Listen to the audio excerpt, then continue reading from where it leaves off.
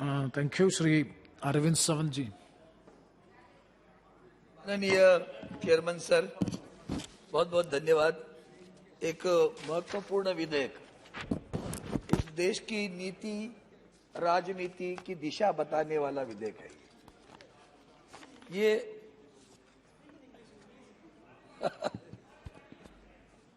Delhi municipal corporation amendment bill 2022, अब ये राजनीति है या सामाजिक नीति है? सामाजिक नीति पर तो समर्थन करने की बात आती है, लेकिन जब राजनीति सामने आती है तो ध्यान में आती है। आप कभी भी बिना राजनीति कुछ भी नहीं लाते हो, ये आपकी ये विशेषताएं है। क्योंकि जब महानगर पालिका का कार्यकाल समाप्त होने आ रहा है और आप जानते हो कि वहां चुनाव लग रहे हैं, हाल ही में पंजाब में उन्होंने क्या पराक्रम किया वो भी आपको याद है। पिछली विधानसभा चुनाव में भी वहां क्या हुआ वो भी आपको याद है। हो सकता है उसके डर के मारे होगा तो ये लाया होगा, लेकिन पहले मैं आदरणीय गृह मंत्री जी ने जो बात की उसके ऊपर बात करता हूं। सर, ये जो विधेयक लाया ये ठीक है, एक क्लॉज लिखा हुआ है कॉन्स्टिट्यूशन में 239A में, एक छोटा सा 2 लाइन का पैराग्राफ है। वो कहता है कि you are empowered to override the rules regulations of the legislative assembly. उसका आप दुरुपयोग कर रहे हो। अगर मैं यहाँ आपका ऑब्जेक्टिव स्टेटमेंट जो है ना, उसमें आपको ही पढ़ा देता हूँ। आपने ही लिखा हुआ है statement of objects and reasons. उसमें आपने लिखा है ए corporation charged with the municipal government of Delhi was established under the said act as a municipal corporation of Delhi in 2011. The said act was amended by the Legislative Assembly of the National Capital Territory of Delhi, while the Delhi Municipal Corporation Amendment Act 2011, leading to trifurcation of the said corporation into 3 separate corporations. Who has done it? Assembly has done it. Who is doing it right now? Parliament is doing right now. Who is overriding? तो ये जो structure हमारा जो federal structure है उसको आप धक्का दे रहे हो। और मुझे उसी में दुर्भाग्यपूर्ण बात है कि अच्छा भी लगा थोड़ा, सच बताता हूँ। आदरणीय गृह मंत्री जी क्या बोले पता है कि आपको? उन्होंने कहा हमें सौतेलापन होता है वहां। दिल्ली म्युनिसिपल कॉर्पोरेशन के लोग हमारे साथ सौतेलापन कर रहे हैं। चलो ये भी तो आपको महसूस हुआ। ये आदरणीय गृह मंत्री जी ने कहा, आप रिकॉर्ड पे लीजिए, रिकॉर्ड पे लीजिए। मैं हार जाऊंगा,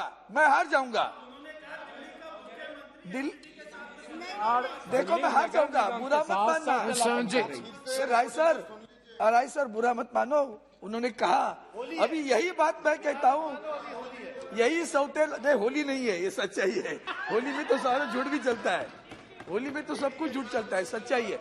उन्होंने कहा मुझे अच्छा भी लगा, मैं बता रहा हूँ। चलो ये तो महसूस हुआ, हम लोग भी ऐसे महसूस अरविंद सावंत जी कि सौतेलापन क्या है, हम भी महसूस करते हैं अरविंद सावंत जी। और इसलिए मैं ये बिल का अनुभव कर नथिंग एक्सेप्ट ये सौतेलापन। राय साहब मैं बोल, चेयरमैन सर आप इधर एड्रेस करो, आप इधर एड्रेस करो।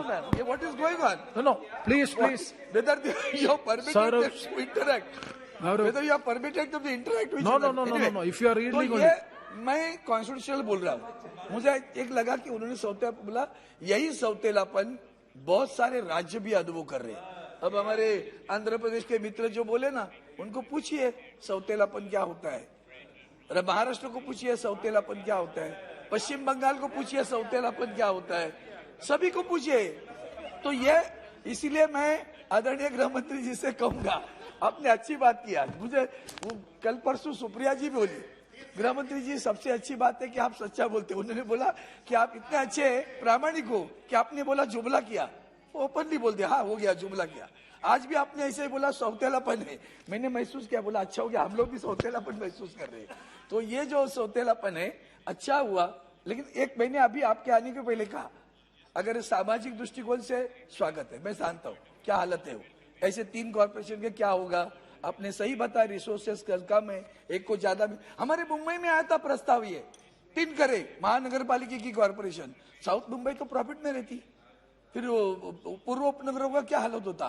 तो यही इश्यू लेकर आपने जो लाया है, फिर मेरा एक ही कहना है कि we are overriding the powers of the assembly, we should not do that.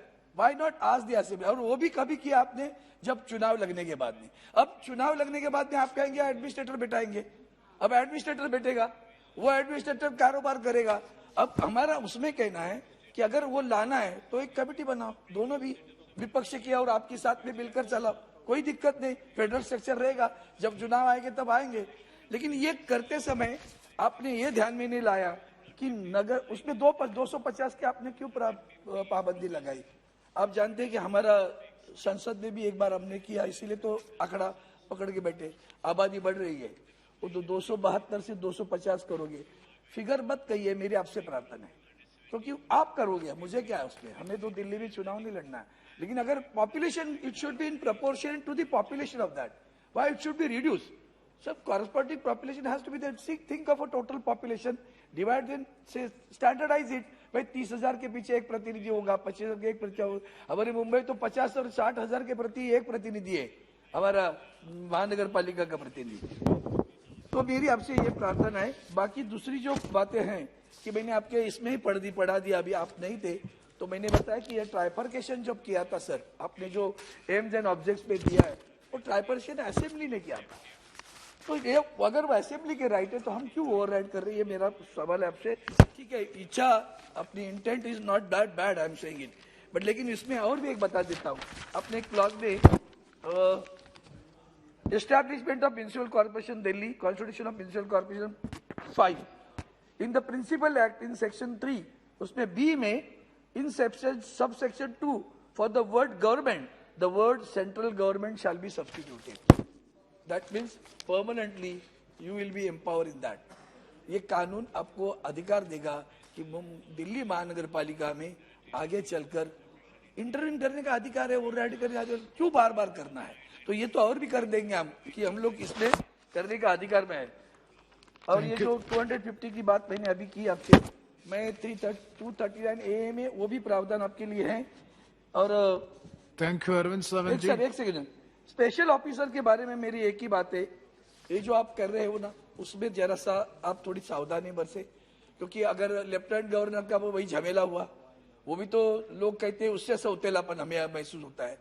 तो अभी जब कोई एडमिनिस्ट्रेटर आएगा, सम यू कैन से कुछ एक ऐसी नई नीति बनाओ कि जिसके कारण लोगों को लगे कि जनतंत्र को आधार लेकर ये सिर्फ राजनीतिक निर्णय नहीं, ये सही में सामाजिक निर्णय ऐसा लगे, ऐसा उचित कदम आप उठाएंगे, ऐसी अपेक्षा करता हूं। धन्यवाद सब।